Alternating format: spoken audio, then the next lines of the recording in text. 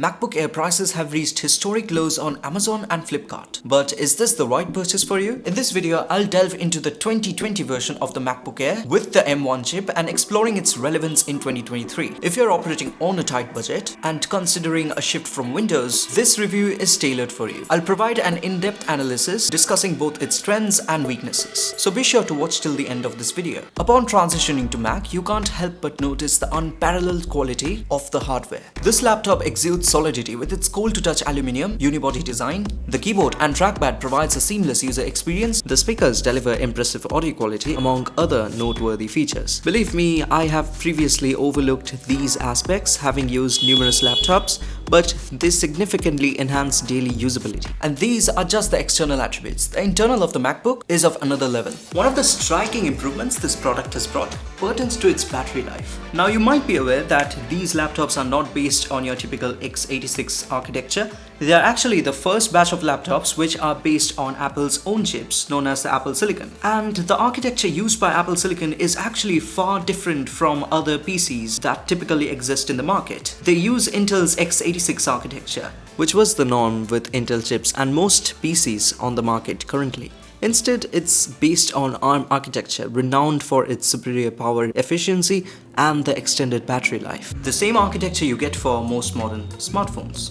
Consequently, this MacBook has proven to be extremely reliable in terms of battery performance, unlike many PCs that necessitate the carry of a power cable because you can't get it to work for more than a few hours on battery. Ever since I switched to the Mac, I just forgot about power adapters and cables. I just leave them at home and get out for work, only if I'm planning to come back the same day. I don't charge the Mac for days, I keep on working, and then I'm just left with powers of around 20 to 30% after a few days when I have to charge. What's even more impressive are the USB-C ports on the Mac. Initially, I had concerns about connecting USB-A hardware, the standard market interface for almost every laptops. However, you quickly realize that you can use a phone's charger to connect your Mac to the power. So it drastically reduces the number of power cables you need to carry while going out for a few days. If you're worried about connecting USB-A devices, you can easily solve that by getting an inexpensive adapter like this one. You might assume that a cheap adapter would compromise data transfer speeds, but that's not the case. Let me demonstrate by copying a sample file from the USB drive, one on a Mac using the adapter and another on a PC without the need of an adapter. You'll be amazed at how the Mac outperforms a native PC connection. Much of this speed can be attributed to another remarkable hardware feature, the SSD. Believe me, it's incredibly fast, surpassing any SSDs I have ever used. And yes, I'm talking about NVMe SSDs. What Apple also offers is seamless integration into the Apple ecosystem. You will benefit from AirDrop, which is one of my most frequently used feature of my Mac and iPad. Whenever I need something to be transferred from my Mac to iPad or from the iPad to the Mac, I just use the AirDrop feature. It's remarkably fast and efficient. While PC alternatives are making progress, they often fall short in terms of reliability. Now you might be wondering how to connect Android devices in this Apple-dominated environment. In my experience, I have used the same USB adapter to copy content from my Android phone to a USB drive and then transfer it to my Mac. It's a straightforward workaround that gets the job done. If you're seeking for an AirDrop-like feature for Android to PC transfers, you can explore Intel Unison as an alternative solution, or even Google's Nearby Share. Another remarkable Apple-specific feature is the sidecar. If you find the 13.3-inch screen of the MacBook Air a little bit too small for your work, as I sometimes do, you can take the advantage of sidecar. This feature transforms your iPad into a wireless display and provides you extra screen on the go. What is even better, my Mac automatically detects if the iPad is near, and you can even use your keyboard and trackpad on the Mac to do stuff on your iPad. It even supports file sharing by drag and drop. It's crazy how Apple does such things. Personally, I use Sidecar for tasks like emulators while developing apps with Flutter. And speaking of apps, I'd like to introduce you to Luxe, a beautifully designed, straightforward, rich text note-taking app with smooth animations. I'm proud to share that I coded the entire application and it marks my debut in app development. I would greatly appreciate if you could just check it out and provide an honest review for improvement. You can find the link in the description or simply click the I button above for the early access. Now let's delve into performance. The MacBook Air M1, as you know, is powered by M1. It comes with 8 GB of RAM, and I must say that I did not find the 8 GB lacking in memory. I use this Mac extensively for script writing and programming too, but I never used it for video editing. So recently I got the trial version of the Final Cut Pro. I had relied heavily on DaVinci Resolve for the editing purposes. I used it on my pretty decent 12th Gen i5 RTX 3060 desktop, boasting 12 GB of VRAM and 16 GB of system RAM. The intriguing question here is that if this seemingly underpowered Mac would outperform the heavily powered RTX 3060 desktop. So let's do a quick video editing test pitting DaVinci Resolve on my RTX 3060 against the Final Cut Pro present on my MacBook. Final Cut Pro just flew through the process. I have some 4K clips which are not particularly beautiful on anything close to cinematic. I just took them to see how FCP holds up against Resolve.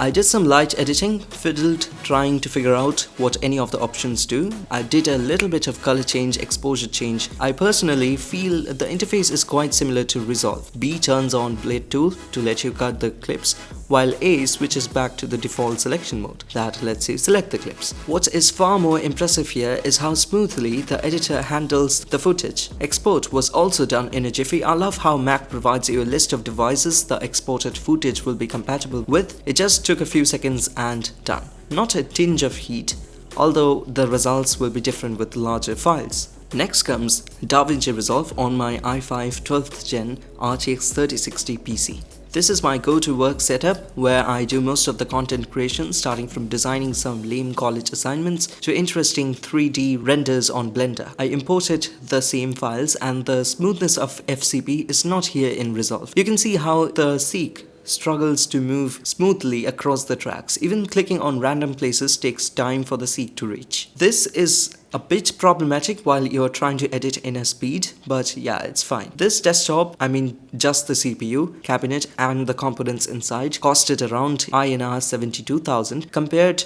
to that of 65,000 rupees of the Macs available right now.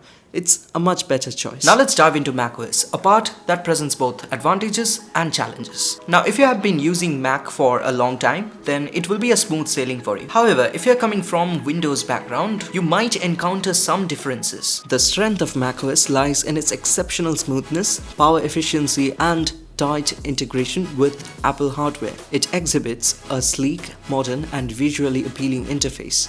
More importantly, macOS respects your autonomy when it comes to updates. Unlike other operating systems like Windows, who would pester you for getting updates. When updating to the latest version of macOS, you have the option to either stay on your current version with security updates or opt for a complete OS update.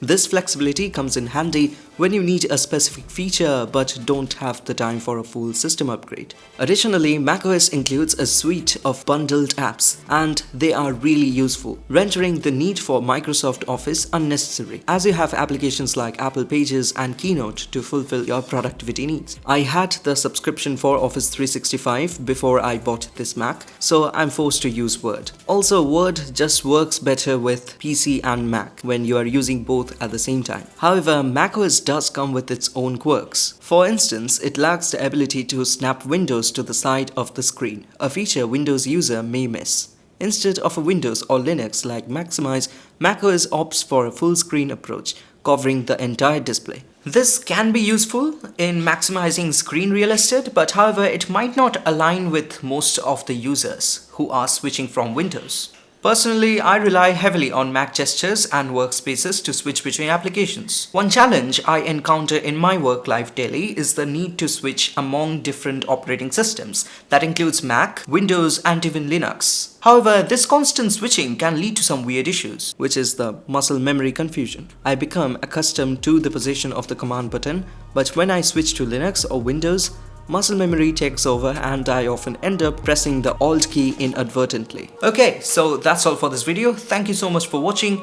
Do like, share and subscribe. I'll catch you in the next one.